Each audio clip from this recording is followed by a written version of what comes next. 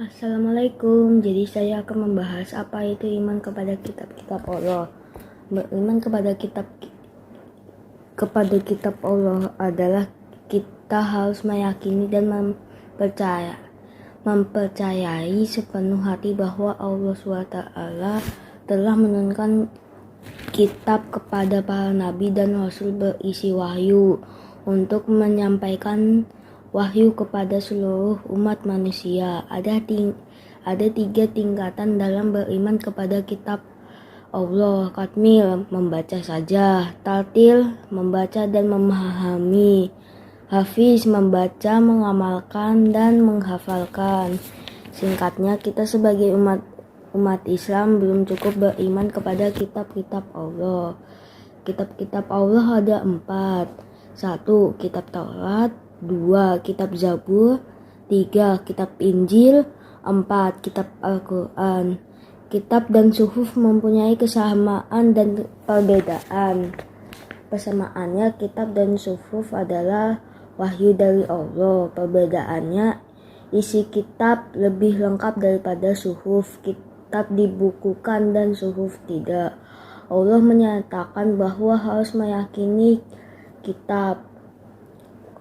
Quran Surat An-Nisa ayat 136 menjelaskan, wahai orang-orang yang beriman, tetaplah beriman kepada Allah dan Rasul-Nya dan kepada kitab yang Allah turunkan kepada Rasul-Nya, serta kitab yang Allah turunkan sebelumnya. Quran Surat An-Nisa 136. Selain kitab Allah juga menurunkan suhuf yang berupa lembaran-lembaran yang telah diturunkan kepada Nabi seperti Nabi Ibrahim alaihissalam dan Nabi Musa alaihissalam. Kitab-kitab Allah. 1. Kitab Taurat. Kitab ini diturunkan kepada Nabi Musa alaihissalam sebagai pedoman dan petunjuk bagi Bani Israel sesuai firman Allah dan SWT yang artinya, dan kami berikan kepada Musa kitab Taurat dan kami jadikan kitab Taurat itu petunjuk bagi Bani Israel dengan firman, janganlah kamu mengambil penolong selain aku. Quran Surat Al-Isra ayat 17. Isi kandungan kitab Taurat meliputi hal-hal berikut. 1.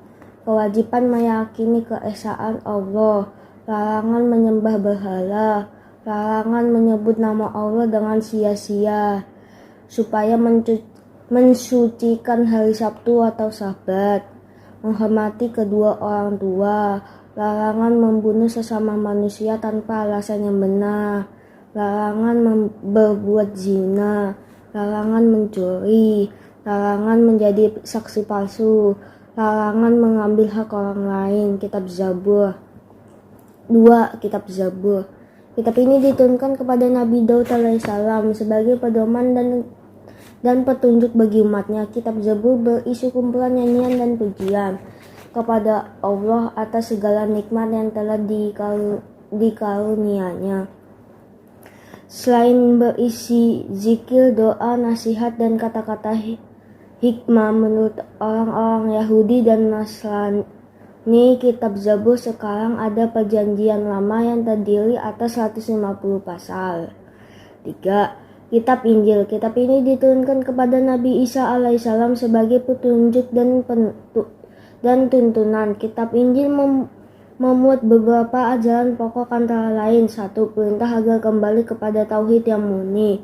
2. Ajaran yang menyempurnakan kitab Taurat.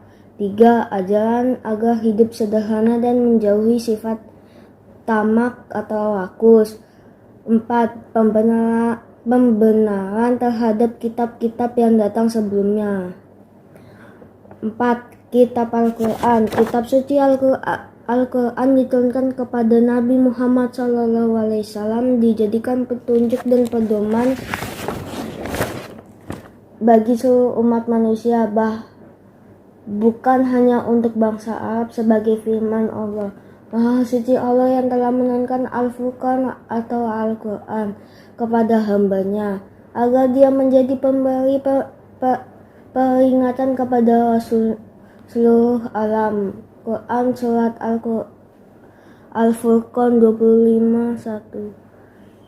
Secara keseluruhan, isi Al-Quran meliputi hal-hal berikut. 1. Pembahasan mengenai prinsip-prinsip akidah atau keimanan. 2. Pembahasan yang mengangkat prinsip-prinsip ibadah.